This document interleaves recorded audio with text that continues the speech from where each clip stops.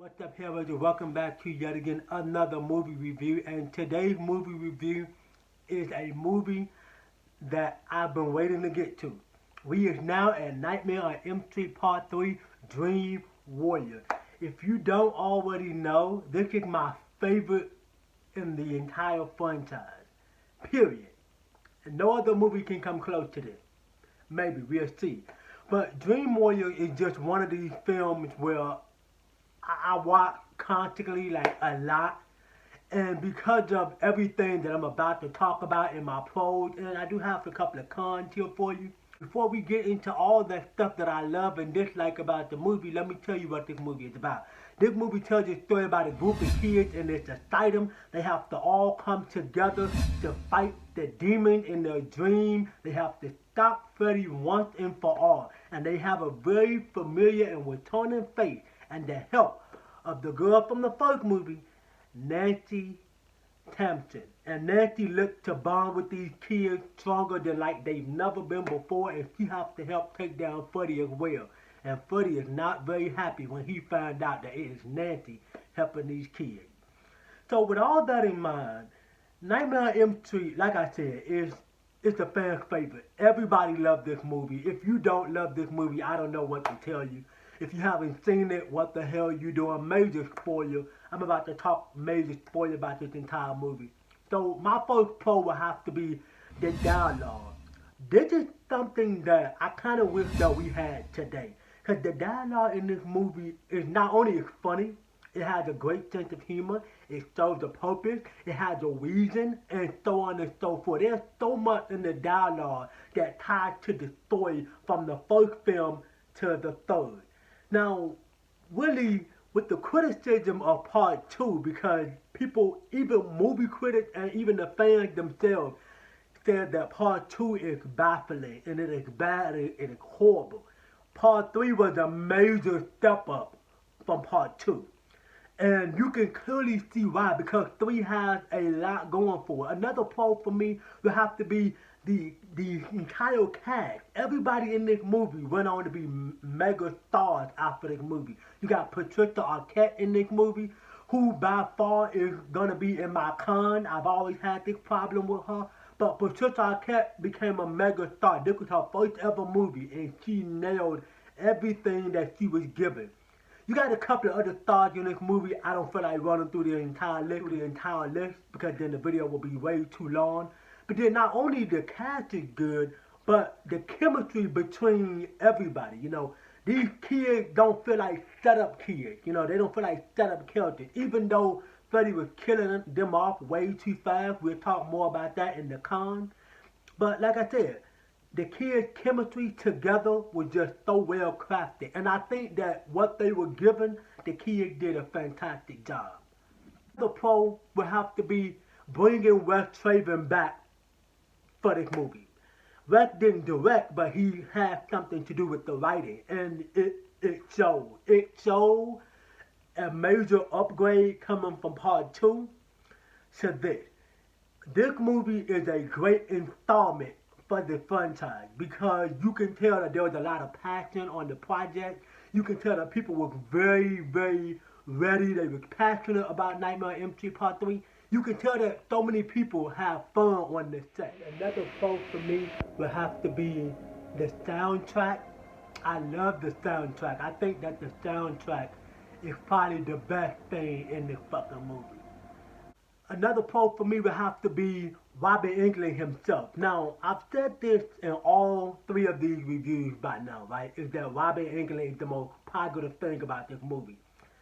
The reason why Robert Englund is the biggest savior of this movie is because Robert Englund has something to do with Freddy one-liners. Now, we'll get more to that just a second, but Robert Englund, in terms of the charisma and like the style and like that great sense of humor that he brings to Freddy is what makes Freddy the best in this movie.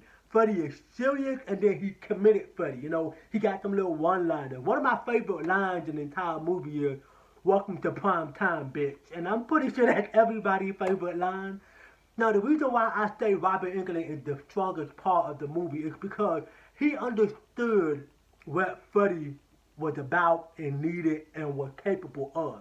And so you can tell that he kind of gave Freddy his own flavor with his own spin. And that's exactly what A Nightmare on Elm Street Part 3 needed. It needed that flavor. However, the one-liners is fucking hilarious. There ain't not one line in this movie that I cannot say that did not match with what was going on. I laughed every single time, even though all that stuff was intended. However, we got a problem with that in the cons. So moving on into the cons, man, the one-liners is funny, but they're gonna become a problem in the further I go with this franchise, because you can tell that they threw everything at the wall and everything was sticking, and they thought it was gonna continue to stick on the wall, even though it did not stick on the wall. That's the problem right there. Is that I think that the movie relies on the one-liners a little bit too much, because the ha-ha Freddy is not funny. Another con will have to be Patricia Arquette's character. Now, I like her character. I like all the characters in the movie. However, one of my biggest problems with her is that the yelling and the screaming was just fucking mad annoying.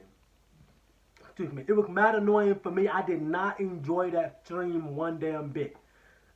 Another con will have to be, and this is something that I talked about in part 1 and 2, is that they seem to not understand the difference between the dream world and real life. Because there's so many deaths in this movie, major spoiler. There's so many deaths in this movie that you can clearly see somebody is wide awake and somehow Freddy killed them. For example, Jennifer, which is the big break in TV, she was wide awake and Freddy killed her. So if you haven't already seen my review on Nightmare on Elm Street Part 1, remember when I said that Johnny Depp's death, well, when Johnny got pulled in the bed and then the blood came up? Well, in this movie, Jennifer's kill was Freddy took her and slammed her into the TV. But there's a problem. How do you explain that to her parents? Like, if her parents say, what happened to my daughter? Oh, so she died head first into the TV? Are you serious? And like I said, this movie has a lot of, what's that word? Continuity problem. I'll put it here if you don't know what I'm saying. But this movie has some very logic issues, is what I'm trying to say. Because then there's another death where you have Philip, Philip. He was the one that was sleepwalking. And the kids say that Philip was wide awake when Freddy let him go and fall all the way to the ground and died. But Philip was asleep. I'm pretty sure he was asleep. But even if he was woke, let me fix that. Even if he was awake, how did the kids say he was wide awake when he fell all the way down? Like I said, I'm just so confused on how any of that stuff works. And that's the reason I put it here in my cons, is because those are like little nitpicks that I've always picked apart with this movie. And so my grade for this movie would have to be an A+. I love this movie so much, even though this movie has a lot of cons for it.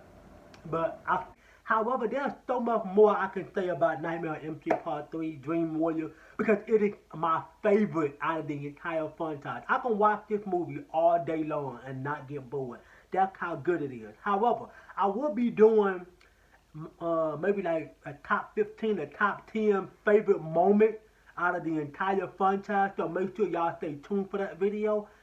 And I'm gonna do a top 15 favorite Freddy one-liners, so that's gonna be an interesting video too. But like I said, my overall thoughts is that Nightmare on Elm Street is a fan favorite. Everybody loves this movie. If you like Freddy, this will be the biggest reason why you like Freddy. It's because of this chapter right here.